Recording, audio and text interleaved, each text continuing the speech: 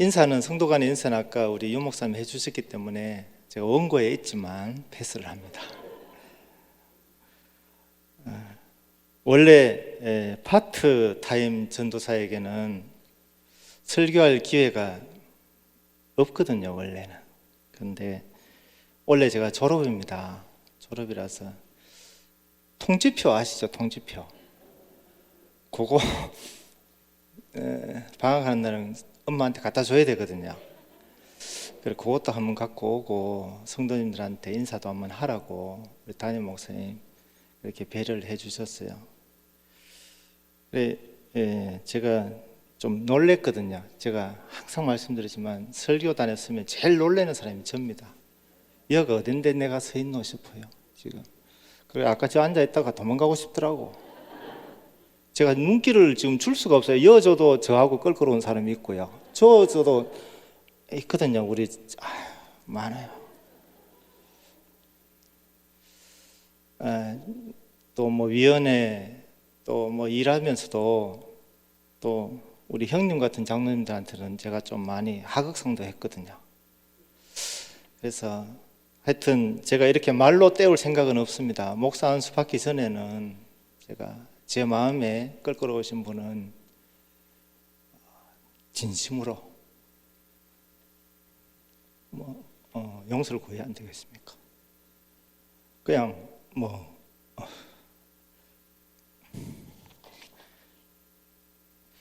참 이렇게 웃으며 말씀을 드리지만 저는 너무나 부족한 사람입니다. 다 아시잖아요.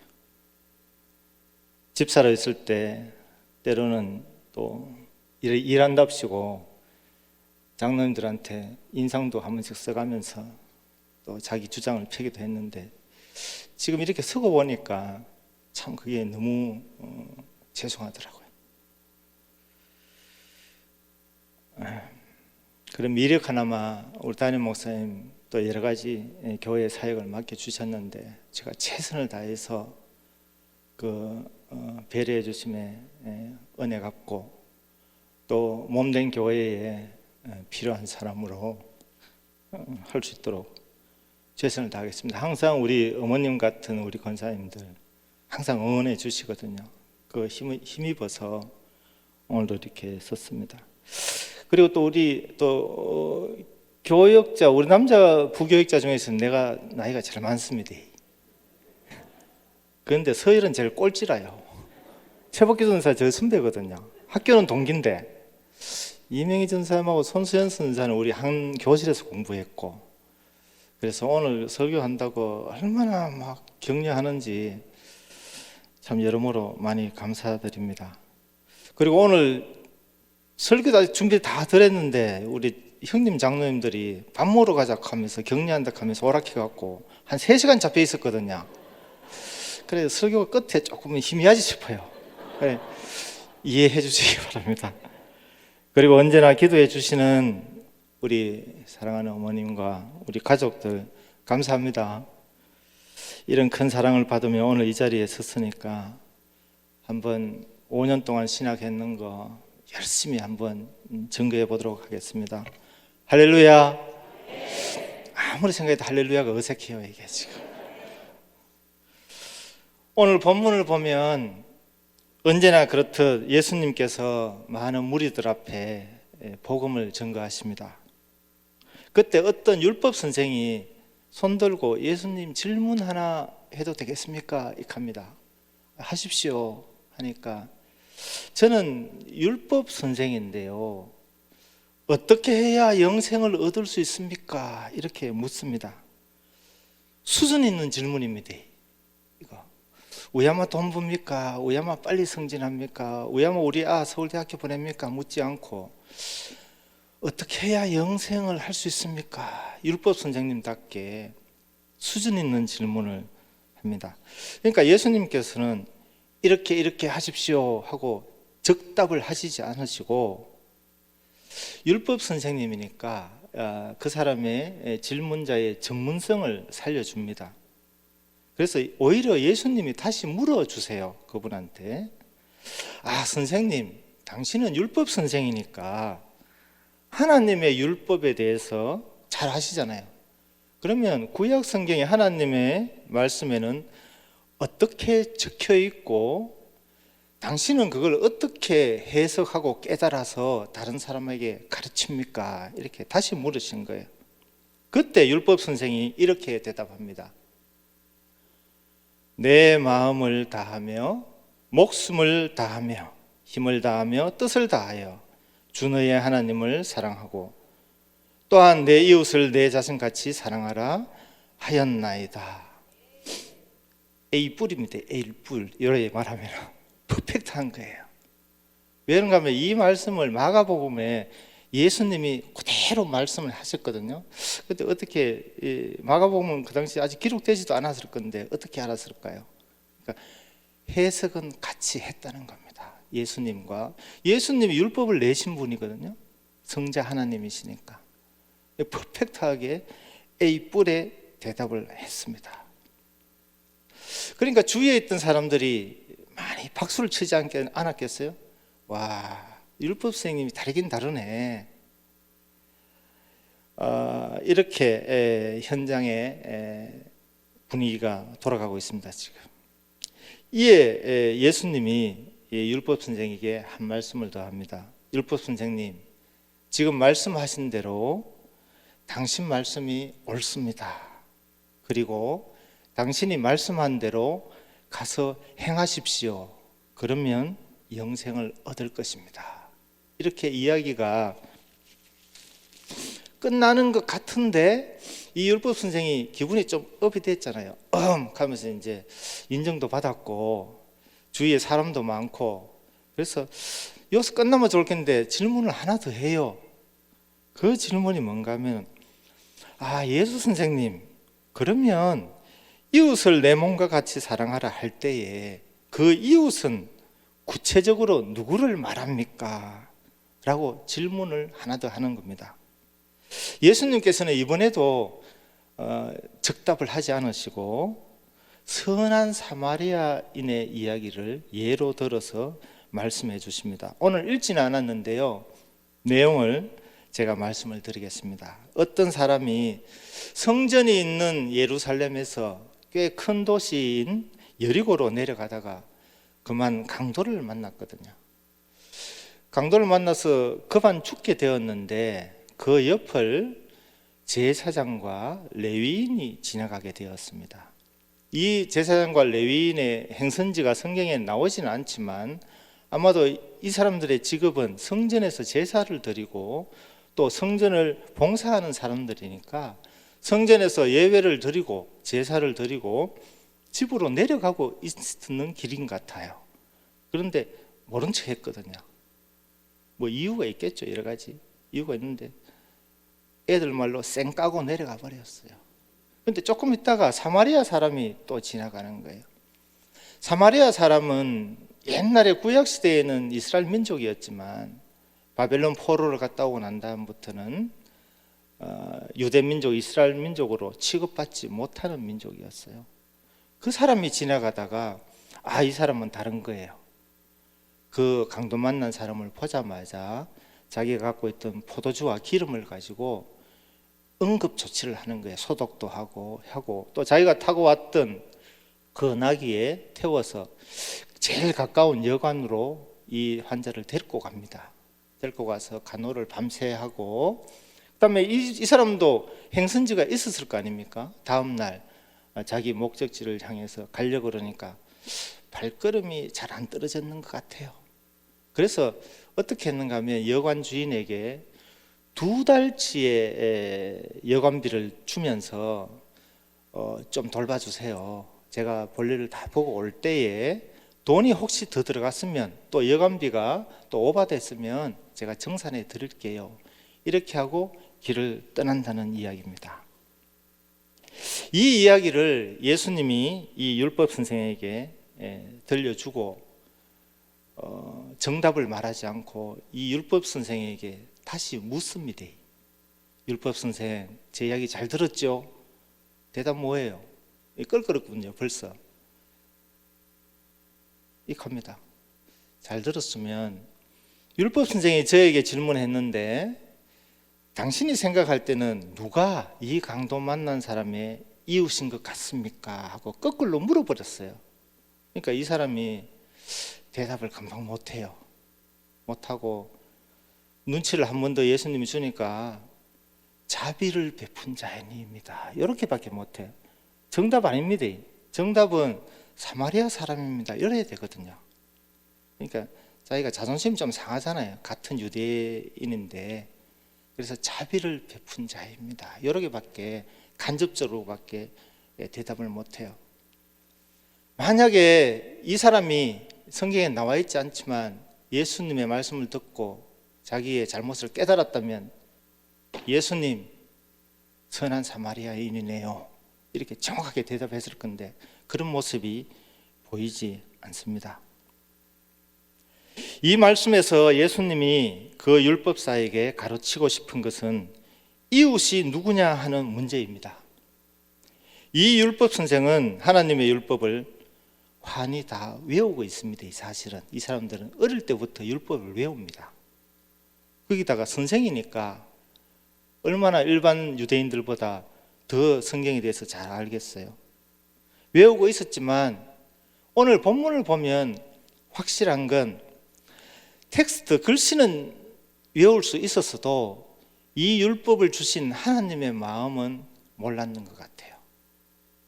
저는 오늘 설교를 통해서 율법을 주시고 또 이웃이 누구냐고 가르치고 싶어 했던 그 하나님의 마음을 우리 성도님들과 같이 나누고 싶습니다. 그 당시 유대인들이 생각하는 이웃의 범주는 이방인은 절대로 유대인의 이웃은 아니라고 잘못 생각하고 있었습니다. 구약을 통하여 하나님은 이스라엘 민족에게 이방인도 하나님의 구원의 대상임을 성경 곳곳에 뚜렷하게 이방인이라고 구체적으로 적어서 많이 기록하고 유대인들에게 가르쳐주고 이스라엘 민족에게 가르쳐줬지만 어떻게 된 일인지 이 사람들은 다른 성경을 봤는지 다르게 해석했는지 이것을 그렇게 해석하지 않습니다. 지금도 그렇습니다. 2022년 지금도 그래요. 유대인들은 자기들만 하나님의 택한 백성이라고 생각합니다. 이와 관련하여 구약 성경을 대략적으로 정리를 해보면 창세기로 가야 됩니다. 정리를 하려면 하나님께서는 사람을 창조하시고 복을 주시며 생육하고 번성하여 하나님께서 창조하신 땅의 모든 생물들을 다스리게 하셨습니다. 그러나 인간은 선악과를 먹지 말라는 언약을 깨뜨리면서 하나님과의 관계가 끊어졌고 정령 죽으리라 하신 말씀대로 인간은 죄성을 지닌 채 한정된 시간을 살아가는 존재로 타락하고 말았습니다. 그러나 하나님은 영원히 죽어 마땅한 인간에게 은혜를 베푸셔서 다시 하나님께 돌아올 수 있는 구원 계획을 세우시고 복을 주시마 하는 언약을 다시 주셨는데 이는 아브라함의 후손인 이스라엘 민족을 통하여 그 뜻을 이루기를 원하셨습니다. 우리 한국이 아니고 영국이 아니고 미국은 없었지만 미국이 아니고 이스라엘 민족을 선택하셨어요. 하나님이 에덴 동산에서 타락했던 하나님 형상대로 만들었던 하나님의 사랑하는 백성들이 죄 가운데 빠져 있으니까 구원하고 싶은데 하나님은 직접 하나님의 음성을 들려서 모든 사람을 만나 주신 게 아니고 이스라엘이라는 민족을 택해서 이스라엘 민족이 세계로 뻗어나가서 하나님을 선교하고 하나님의 복음을 전하기를 원하셨다는 게 구약의 복음입니다. 이스라엘 민족은 하나님의 복을 받아 누릴 때에 그러면 하나님 증거하게 하려면 하나님이 복을 주셔야 되겠죠. 복을 줘야 자랑할 거 아니에요. 누릴 때에 하나님을 알지 못하는 열방에 하나님을 소개하는 선교하는 사명을 감당하기로 이스라엘 민족과 하나님이 시내산에서 약속했어요. 계약서를 적었어요. 하나님은 돌판에다가 적었습니다. 그것이 율법이에요. 하나님은 이스라엘 민족과 시내산에서 율법을 통하여 이 언약을 맺으실 때 강제로 안 했습니다. 성경의 출애굽기에 보면 강제로 안 하고 하나님은 모세에게 모세야 네가 내려가서 이스라엘 민족에게 한번 물어봐 줄래?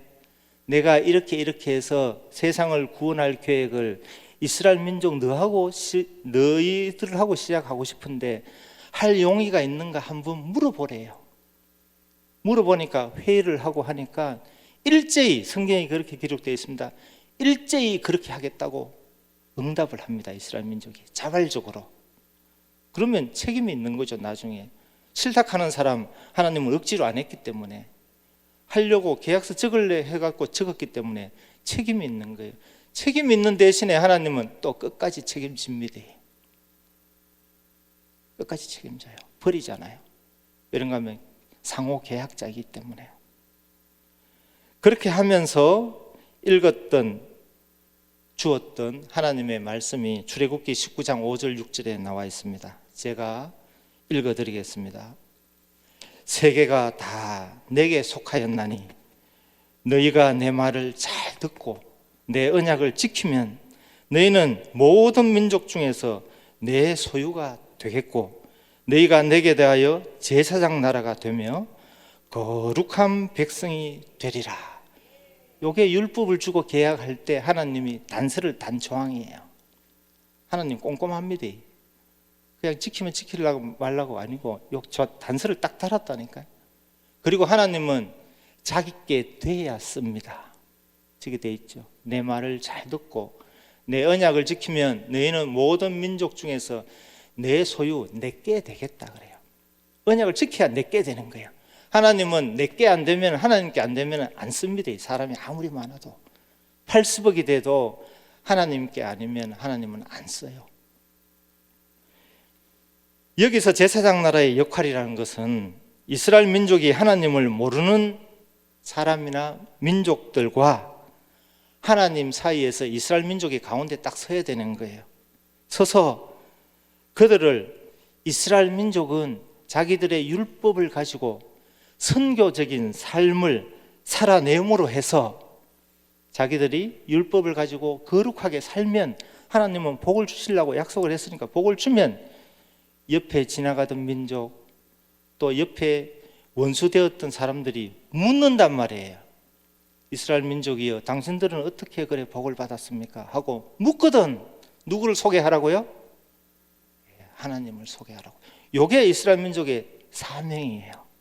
그러면 1순위가 뭔가 하면 율법을 지켜야 되는 게 1순위고 율법을 지키면 뒤에 게 쭉 계약이 이행되는데 이제 문제가 여기 있는 거죠. 이 언약에 근거해서 하나님은 구약 성경 전체에서 그토록 말 안 듣는 이스라엘 민족과 1500년 동안 씨름합니다. 그냥 후 버려버리고 다른 민족하고 다시 시작하면 될 텐데 그래 뭐예요? 왜? 계약서 적었잖아요. 1500년 동안 씨름해요. 이 언약의 원리 때문에 하나님은 이들의 선교를 통해서만이 하나님의 이름이 세상에 소개되기를 그토록 애달게 때로는 때리기도 하고 달래보기도 하고 윽박질러 보기도 하고 이스라엘 민족하고 그렇게 출땡기기를 합니다. 그러나 이스라엘은 하나님과 맺은 이 언약을 온전히 지키지 못하였죠. 어떤 때는 진짜 심하게 회초리를 종아리를 한번 맞는데요. 바벨론이라 하는 나라에 종아리를 한번 시기 맞아요. 종살이 가요. 다 하나님 훈련시키는 거거든요. 그거 가서 좀 깨달으라고. 그리고 지금 예수님은 로마의 속주국, 지금도 예수님 시절에도 로마에 종살이하고 있는 거예요. 속주국 처지에 있는 이스라엘 백성들에게 1500년 전 이 이스라엘 민족과 율법을 주고 이 언약을 맺을 때 성자 하나님이 계셨잖아요. 그 자리에 1500년 전 이스라엘 민족과 맺었던 이 구약의 언약이 유대인들의 선교 소명이었음을 지금 이 본문을 통해서 다시 드러내시는 겁니다. 오늘 이야기에 등장하는 제사장과 레위인은 모두 하나님의 성전에서 봉사하고 백성 등을 가르치는 지위에 있는 사람들입니다. 강도 만난 사람을 그냥 지나쳤다는 것은 이들이 이러한 선교적 소명과 정체성을 전혀 인식하지 못하고 있다는 것을 나타내는 것이죠. 그러나 신실하신 하나님은 아브라함을 통하여 후손들을 복주시마 약속하신 그 언약을 기억하사 마침내 때가 되어 그 아들 예수 그리스도를 우리에게 보내주셔서 모든 율법의 요구를 이루시고 속죄의 어린 양 제물이 되게 하셨습니다. 이를 통해 수천 년간 구약의 제사장들이 한시적으로 지탱해 오던 제사장 직분의 사명을 이제는 예수님께서 대제사장이 되심으로 온전히 감당하시고 하나님의 뜻인 구원의 길을 우리에게 열어주셨습니다. 할렐루야. 신약 성경에 이러한 하나님의 선교 비전을 깨달은 대표적인 사람이 사도 바울입니다. 바울은 이러한 하나님의 선교 비전을, 구원 계획을 정확하게 깨달았습니다. 바울은 로마에 보내는 복음적 편지에서 이렇게 간증합니다. 이 은혜는 곧 나로 이방인을 위하여 그리스도 예수의 일꾼이 되어 하나님의 복음의 제사장 직분을 하게 하사 이방인을 제물로 드리는 것이 성령 안에서 거룩하게 되어 받으실 만하게 하려 하심이라. 정확하게 깨달았어요. 이스라엘 민족의 소명, 바울은 베냐민 지파 이스라엘 유대인이었거든요. 정확하게 깨달았어요. 이 사람은. 이렇듯 하나님의 뜻을 옳게 깨달은 사람은 예수님의 선교 비전에 참여하는 사명자가 될 수 있습니다. 하나님을 알고 하나님 뜻을 알고 하나님께 돼야 쓰임받는 원리입니다. 주님은 다메섹에서 바울을 만나 직접 그를 사명자로 부르신 것처럼 오늘 우리를 또한 복음의 제사장으로 부르셨습니다. 주님은 이 땅에 오셔서 고아, 과부, 장애인, 가난한 자, 억울한 자, 눌린 자들을 긍휼히 여기셔서 그들을 언제나 주님의 선교 비전 1순위로 삼으셨습니다. 우리는 그러한 주님의 선교 비전을 말씀으로 배우고 성령의 인도하심을 따라 힘차게 선교에 동참하는 사람들입니다. 우리 지역 사회에도 독거 어르신, 결식아동, 장애인, 다문화 아이들, 우리의 선교가 필요한 사람들이 많이 있습니다. 이들은 우리가 하나님의 사랑을 가슴에 품고 손 내밀어 복음을 전해야 할 선교 대상자들입니다. 저는 장애인들의 모임인 나눔부 교육자로서 항상 우리 회원들에게 강조하고 건면하고 어떨 때는 윽박지를 때도 있거든요. 뭔가 하면은 교회를 통한 하나님의 사랑을 우리 나눔부가 받을 때 우리도 작지만 이웃에게 하나님의 사랑을 좀 표현하면 어떨까요? 그것은 결국 예수님의 선교에 동참하는 우리의 큰 기쁨이 될 것입니다 라고 강조합니다. 설교 때마다 한마디씩 하고 시작해요. 저는. 그러면 회원들은 우리 나눔부 얼마나 잘 순종하는 줄 압니까? 순종합니다. 순종하고 어떨 때는 전화가 와요. 전도사님, 저는 쬐끔 가면 뭐 기도도 있고 위로도 있고 있지만 돈으로 표현하면 빨리 와닿거든요. 2,000원을 남에게 베풀었는데 그보다 몇 배 기쁨과 감사가 저에게 돌아오는 것을 느꼈어요. 이것이 예수님의 선교 원리입니다. 원래 복지선교위원회에서도 여러 가지 선교 차원에서 복지를 준비하고 있는 것 같습니다. 교회로 찾아오는 사람들뿐만 아니고 적극적으로 찾아 나서는 복지 선교도 구상하고 있었습니다. 언젠가 담임 목사님께서 강력히 선포하셨듯이 흉내가 될려면 모르겠다. 자, 안 되네요.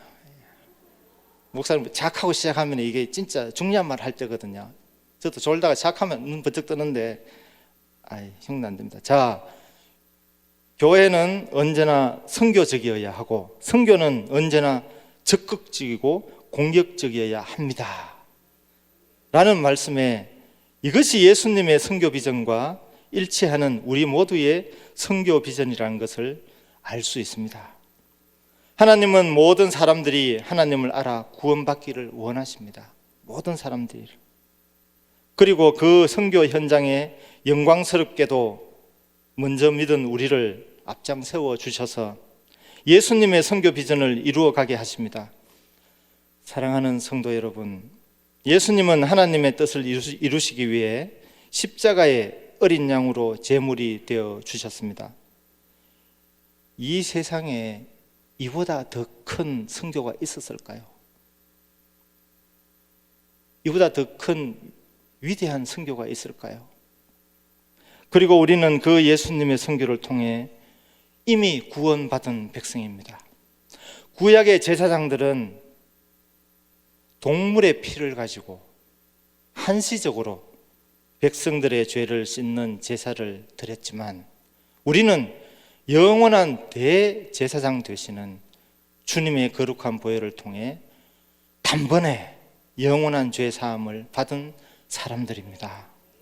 그러므로 우리는 거룩한 무리인 성도들이고 하나님은 우리를 세상의 거룩한 제사장으로 불러주셨습니다. 우리는 이미 이 부르심에 헌신함으로 응답한 사람들이며 삶을 통해 선교에 동참하고 있는 사람들입니다. 이제 말씀을 정리하겠습니다. 사랑하는 성도 여러분, 그리고 부족한 전도사가 처음 강단에 설교한다고 응원하러 오신 우리 나눔부 장애인 회원 여러분, 사랑하고 축복합니다. 이 말하고 싶어가 내가. 우리 모두 지금처럼 언제나 선교적인 삶을 절대로 멈추지 말고 율법 선생에게 너도 이같이 행하라 하신 주님은 우리에게는 뭐라 한 줄 아세요? 아니, 몸소 내가 이미 행했어. 이미 영생을 이루어 주셨으니 우리 모두 앞서가신 주님을 믿고 순종하며 힘차게 따라가면 되는 겁니다. 주님을 의지하며 계속 오늘 찬양 가사대로 전진하는 순종의 삶을 살아서 언젠가 우리 주님을 만나는 그날, 주님의 얼굴을 대하는 날, 착하고 충성된 종이라 칭찬받고 위로하며 안아주심이 있는 복된 성도들이 다 되시길 축복합니다. 이러한 우리의 삶이 성경 전체를 통해 사랑의 새 계명을 주신 주님을 따라가는 길입니다. 천국의 멸관이 확정된 율법 선생은 율법을 통해서 영생을 물었지만 예수님은 이미 우리의 영생을 확정해 주셨습니다. 끝으로 신학교에서 공부하는 과정에 선교에 관한 좋은 글이 있어서 소개하고 마치려 합니다. 참된 교회는 언제나 선교적이어야 한다. 교회는 선교위원회뿐 아니라 교회의 모든 조직인 항상 선교적이어야 한다. 선교적인 교회는 사람들을 교회 안으로 어떻게 들어오게 할지에 대해 생각하기보다 어떻게 하면 교회를 세상 속으로 들어가게 할지에 대하여 생각한다. 연약한 교회는 세상이 교회를 변하게 할까 우려하지만 선교하는 교회는 교회가 어떻게 세상을 변화시킬까 몸부림친다. 우리 성도 여러분, 올해도 우리 기도로 출발하고 또 기도의 불꽃을 사모하는데 불꽃은 클 필요는 없잖아요. 처음부터 불은 작아도 성령의 바람만 불어버리면 산을 태울 수 있는 불이 되거든요. 올해 우리 큰 불 한번 낼까요? 큰 불 한번 낼까요?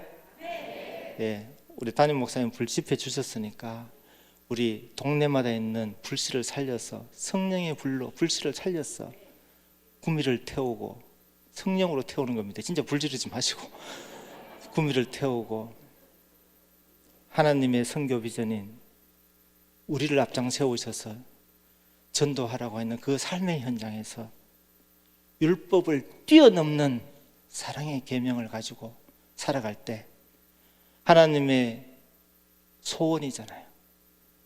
복음을 전파해서 택한 백성을 하루빨리 구원하시고 싶어 하시는 하나님의 소원에 그뜬히 이루어드리는 상목교회 모든 성도 되기를 축복합니다.